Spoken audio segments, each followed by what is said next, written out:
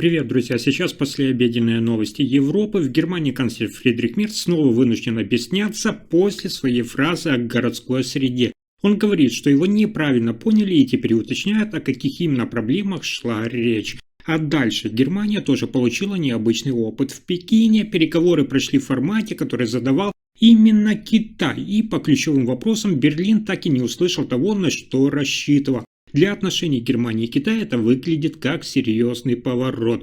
И еще во Франции ЕС реагирует еще жестче. Макрон говорит о пошлинах, а председатель Еврокомиссии Урсула фон дер Ляйен подчеркивает, что Европа готова защищать свои отрасли и искать новые правила игры в торговле с Пекином. А в Германии неожиданно быстро меняется и Deutsche Bank. Почти половина руководства покинула свои посты. Такие обновления в отрасли не делают каждый год. И теперь интересно, сможет ли это реально улучшить работу железной дороги Германии. В политике партия Союз Сары Вагенкнехт тоже делает шаг, который встречается нечасто. Меняют название и уходят от образа партии одного лидера. Для будущих выборов это может оказаться заметным. И еще одна практичная новость. Шпаркассы предупреждают о новых мошеннических письмах и СМС. Они выглядят так аккуратно, что многие продолжают верить и вводить свои данные. Обо всех этих последних событиях коротко расскажу буквально за несколько минут.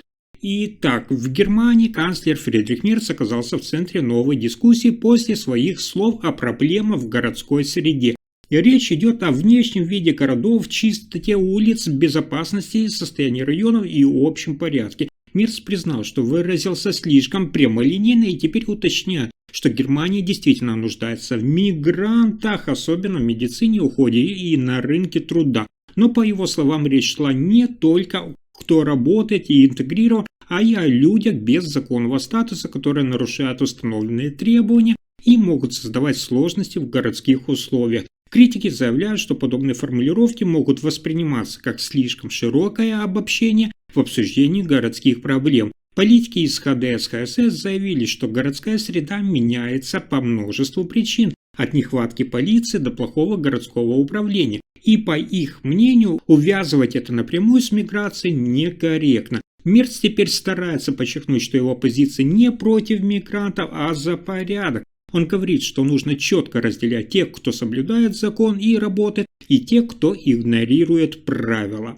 Следующая новость – одна из самых важных для Германии. Германия сталкивается с неожиданной сложной ситуацией в Пекине. Визит немецкой делегации показывает, Китай выступает не только как партнер, но и как страна с более уверенной позицией. Министр иностранных дел Германии Йохан Вадефуль прилетел на переговоры, но Пекин уже с первых минут обозначил, что формирует рамки обсуждения. Китай сам назначил формат встречи, и их уровень таков, что Германия могла только соглашаться. Главная тема – это торговля. Берлин пытался добиться ясности по ограничениям на экспорт редкоземельных металлов, стали и электромобилей. Немецкие компании надеялись на послабление.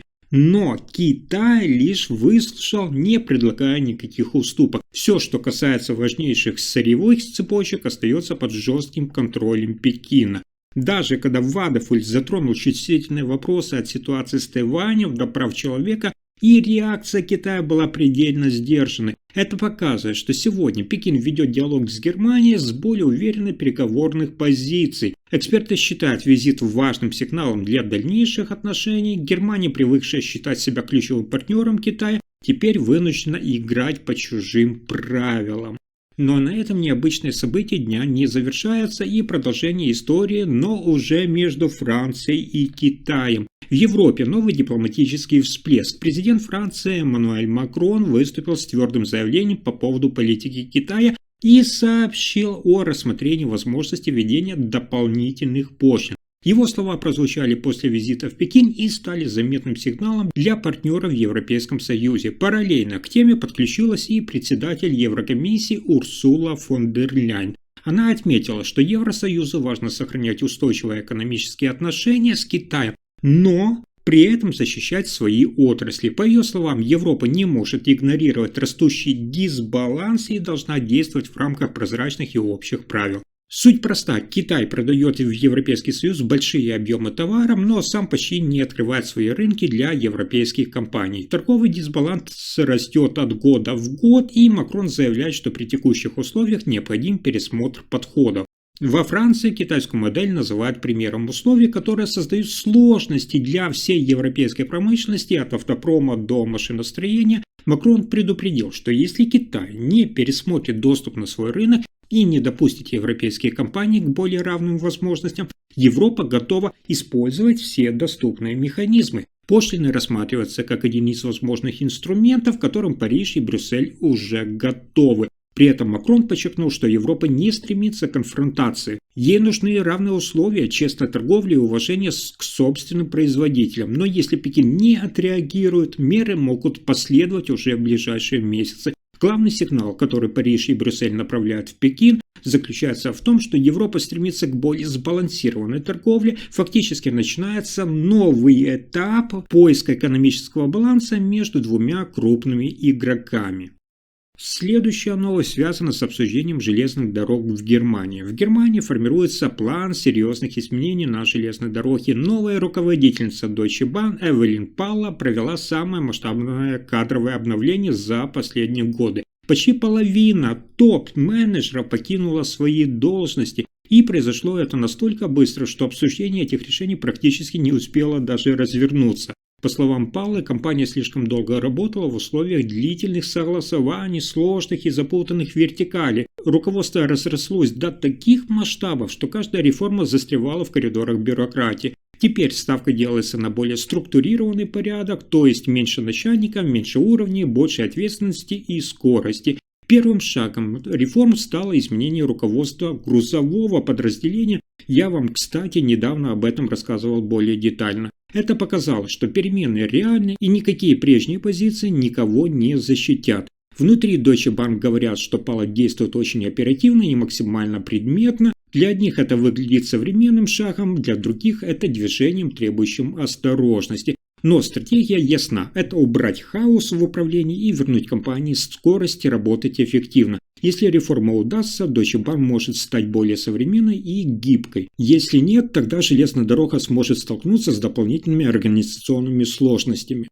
И это только начало. В Германии партия Союз Вагенкнехт изменила название. С 1 октября 2026 года она будет называться Альянс за социальную справедливость и экономическую целесообразность. Аббревиатура при этом остается прежней. Причина изменений проста. Партия хочет перестать ассоциироваться с одним человеком и показать себя как коллективный проект, а не партия одного лидера. Сара Вагенкнехт отказалась от поста председателя и признала, что прежнее имя давало узнаваемость, но теперь важно подчеркнуть силу всей команды.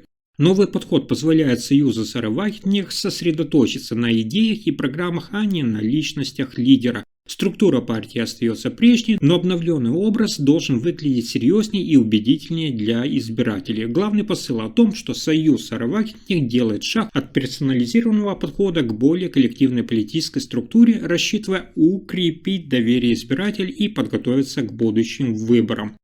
А дальше еще есть важная новость. Немецкий банк Sparkasse предупреждает о новой волне мошенничества. Клиенты получают фальшивые письма и СМС якобы от банка с просьбой обновить приложение PushTan или подтвердить свои учетные данные. Сообщения выглядят официально под видом технического обслуживания или важного обновления безопасности. Мошенники направляют на фейковые сайты, где можно ввести логины, пароли и коды. Если человек это делает, мошенники получают полный доступ к его онлайн-банкингу и могут перевести деньги на чужие счета. Sparkasse советует никогда не переходить по ссылкам из подозрительных писем и СМС, проверять все уведомления напрямую через официальное приложение банка и при малейшем подозрении сразу связываться с банками или полицией. Главный посыл для клиентов такой: будьте бдительны, не доверяйте письмам и СМС, даже если они выглядят как официально, и защищайте свои данные, так как это лучший способ избежать рисков, связанных с мошенническими действиями.